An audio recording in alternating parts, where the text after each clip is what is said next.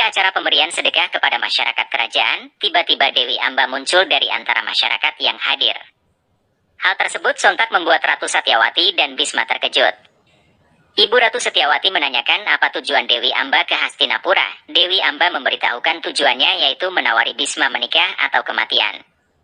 Ibu Ratu Satyawati menanyakan kejelasan maksud dari Amba tersebut. Dewi Amba mengatakan bahwa Begawan Parasurama telah memanggil Bisma. Di sebuah pegunungan, Bisma dengan percaya diri dan dengan penuh hormat menghadap kepada gurunya. Begawan Parasurama yang dari awal sudah terikat dengan Dewi Amba tidak pernah meragukan kebenaran dari Bisma. Namun untuk mengobati dendam dari Dewi Amba, sang Begawan ingin menguji Bisma sekali lagi.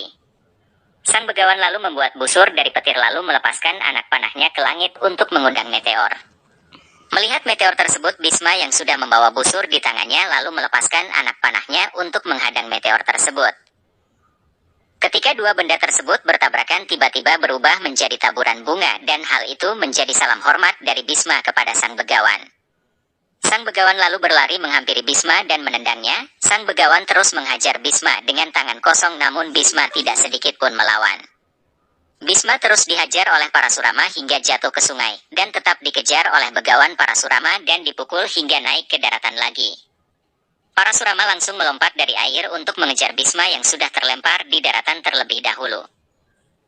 Parasurama agak merasa kecewa karena Bisma tidak melakukan sedikit pun perlawanan dan mengatakan bahwa walaupun Bisma melawan, Begawan Parasurama tidak akan mudah untuk dikalahkan. Lalu ia mengambil sebatang pohon dan melemparkan kepada Bisma. Dari sinilah nampak Bisma akan melawan Begawan dengan mengepalkan tangan dan menahan serta menghancurkan batang pohon tersebut dengan tangan kanannya. Hal tersebut membuat Begawan Parasurama kagum kepada muridnya. Di tengah pertempuran keduanya, Dewi Gangga muncul untuk menyaksikan pertempuran anaknya dengan gurunya. Ketika Bisma memutuskan untuk memakai senjatanya, pertempuran menjadi sangat sengit karena kedua ksatria tersebut memiliki kekuatan yang sama-sama hebat. Hingga akhirnya Begawan Parasurama mengambil kapak angkasa dan Bisma memanggil Brahmastra miliknya. Hal itu membuat Dewi Gangga cemas karena mengetahui ketika dua benda tersebut bertabrakan akan membuat kekacauan dan membuat kerusakan di seluruh alam semesta.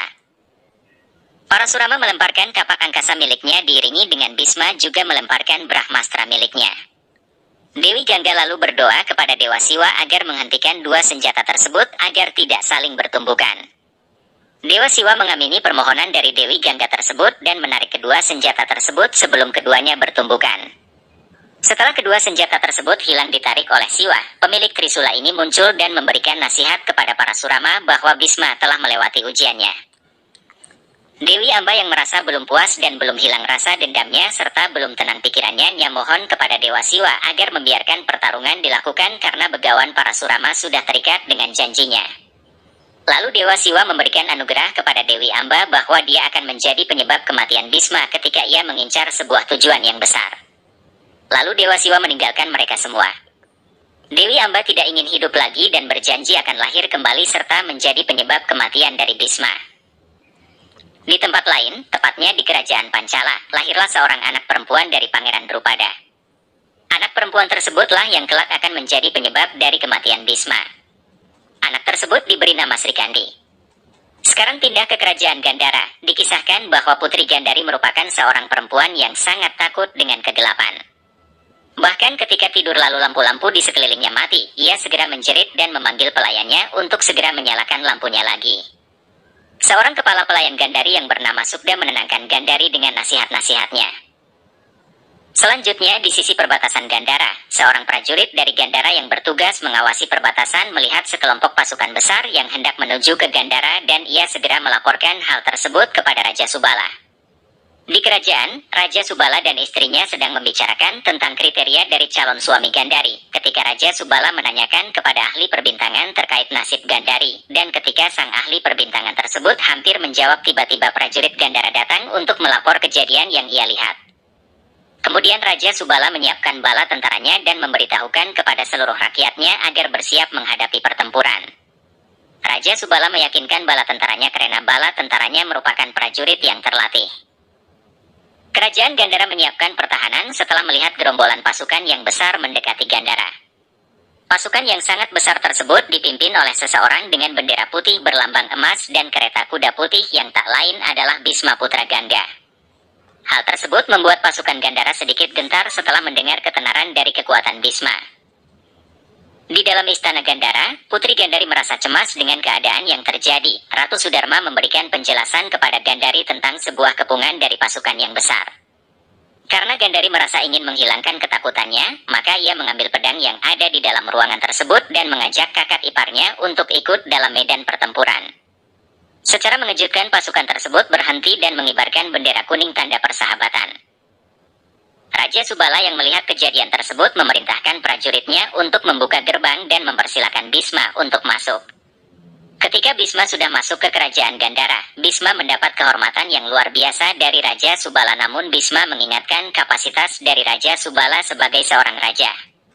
Kedua orang tersebut akhirnya saling berpelukan sebagai seorang sahabat.